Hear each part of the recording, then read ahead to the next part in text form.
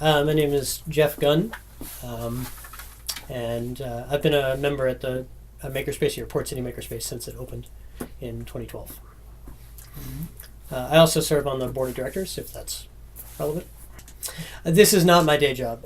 So I mentioned that I serve on the board of directors, and so that represents a few hours a week, work for me, helping to keep the place running.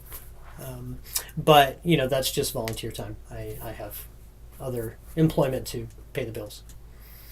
I got into teaching here, and that opened some other opportunities. And I actually work part-time at a school now, teaching young people how to work with their hands and problem solve creatively, and do that sort of work. So when I came in, I was mostly interested in digital fabrication, so 3D modeling and 3D printing, and other sort of technologies that might kind of spin off from that. This is actually something that I think about a lot, and so I wouldn't say that I'm intimidated by the question, but over at the school, my title over there is Maker in Residence, and so I have to explain to people all the time what that means. I think that what a maker is different for everybody, and I don't want to make it sound like a cop-out answer, but in the same way that different people define art and what it is to be an artist in different ways, I think the same thing sort of applies to what is a maker and what is making. I think that a lot of times the best way for that.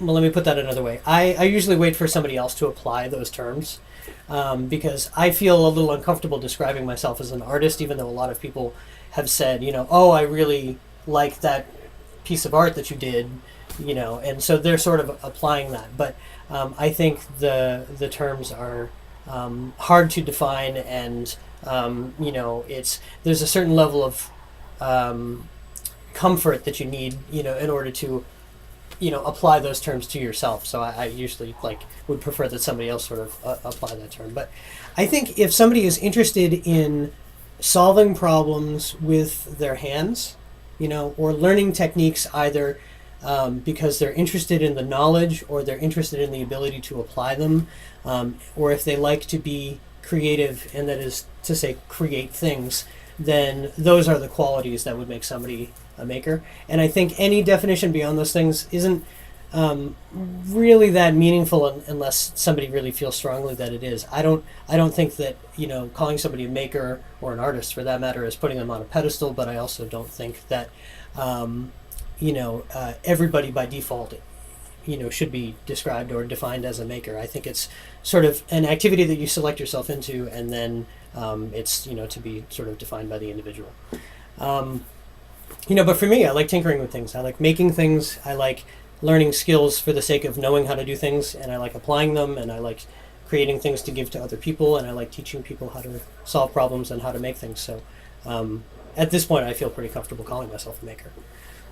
So I'm always looking for learning new skills and techniques and things that I can then take and pass on to other people. So I have the opportunity to do that in an educational setting. So I've been dabbling with things like materials like concrete, like casting concrete, for example, is something that's really interesting to me.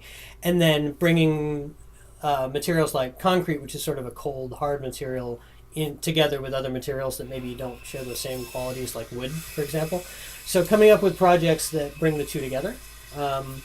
And then experimenting with that usually gives me some ideas that then I can take back to the school and then work with students on.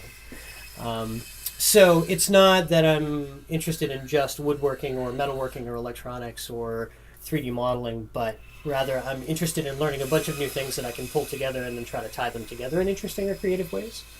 And then maybe if you can teach some of those things to somebody else and get them to think about how they would apply them creatively.